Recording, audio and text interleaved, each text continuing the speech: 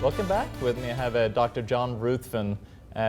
So, John, you teach a program where you actually teach people to teach other people about how to do Christian healing, spiritual healing. Yeah, that's right. It's a doctoral level program, and we try to keep pretty rigid scrutiny over what's going on. But we've discovered through hard research, we have a panel of two professors from Harvard Medical School, two from Duke and one from Vanderbilt, who sit in and vet our program.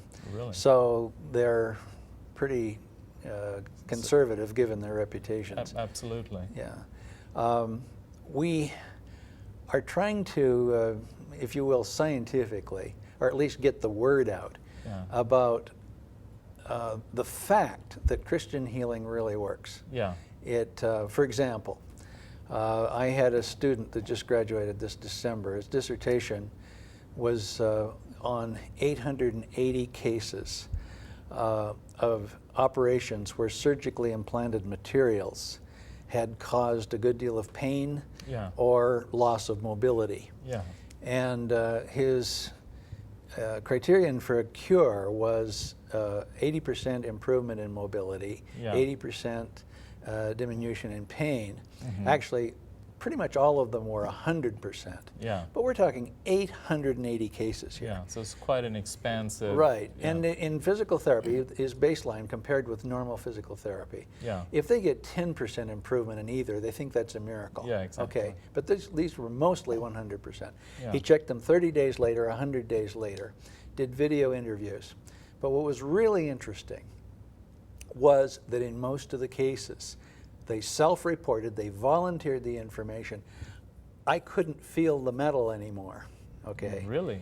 And it had disappeared during the healing session. So they were actually able to X-ray and see that the metal was not there. He had X-rays, right. But most of the time, the metal rods, plates, whatever, are like millimeters under the skin. So through palpation, you can easily tell whether, whether something's there. And for example, I was in Brazil in October and was following up on this dissertation. Yeah. And he was talking to crowds of people, 1,000 to 2,000 minimum. Yeah. And this young man suddenly, he would ask the congregation, what can you do now that you couldn't do before? Yeah. Okay, test it out. Yeah. And so this young man, maybe late 20s, had a motorcycle accident. Of course, in Brazil, everybody has a motorcycle accident. Yeah. And he broke his back, and they put in a rod and screwed in plates into his pelvis, up his spine to keep it straight. And he couldn't bend much more than 10 degrees. Yeah. And right after this healing experience, felt this like warm oil come over him in the presence of Jesus. Yeah. He went up along with several others who were all in this category of metal. Yeah. And he was almost touching his toes and bending more than 90 degrees. And really? Because he had a metal rod in his back? Right, except that it wasn't there anymore.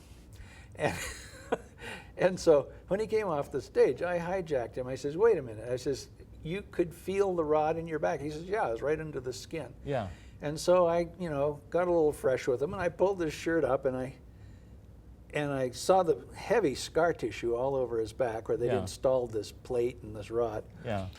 And nothing. I felt down. All I could feel was the nodes in the backbone. Yeah. And he said, yeah, it's gone. Trust me.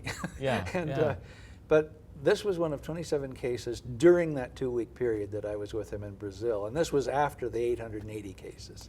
But was there a verification saying that, prior to there somebody saw, yes, he had a rod, or, in these cases, yes, these were the screws? We have some of those, and in the dissertation there's a lot of those. Yeah. But most of the time it's self-reported. And when they say, I couldn't move my back or, move my arm above, shoulder level, you believe them, Yeah, and exactly. especially you can see the huge scars where they put in the plates and whatever. Yeah. So it's credible. And as I say, we had this team of medical professors who were also on top of this. Yeah. And they have a a website, the Global, what is it, GMRI, Global Medical Research Institute, Okay. where they record these kinds of stories and Yeah. present the evidence besides. Yeah.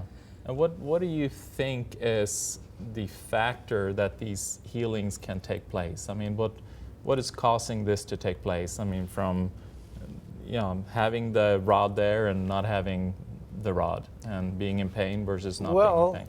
The way the people who've had it happen to them Yeah. describe it, they say it's the power of Jesus Christ coming down over them. Yeah. The power of the Holy Spirit. And that's the way they describe it. And Yeah. I would too. Yes. And the New Testament is loaded with healing stories that traditional religion kind of downplayed, and because in the nature of human institutions, people want power, and they Yeah. don't like people popping up all over the place that can do things like this and show them up. Yeah, The question is, how exactly. come you can't do this if you're a church leader? Well, Yeah. it doesn't happen anymore, and that's Yeah. the answer usually. Yeah. And so they protect their turf by lying about the power of God and the action of Christian healing that Jesus came to bring. Yeah. 44%, for example, of the public ministry of Jesus in the New Testament, in the Gospel of Matthew, is nothing but healing miracles and exorcisms. Yeah. 65% of the Gospel of Mark is that. Yeah. You see, I mean, it's huge in Yeah. terms of the emphasis. Yeah, to me it's just fascinating, because we're so saying that this is physical, my physical knee, this is physical matter, and just recognizing that there's so much more out and beyond and above, that we just not physically can understand sometimes. Oh, absolutely.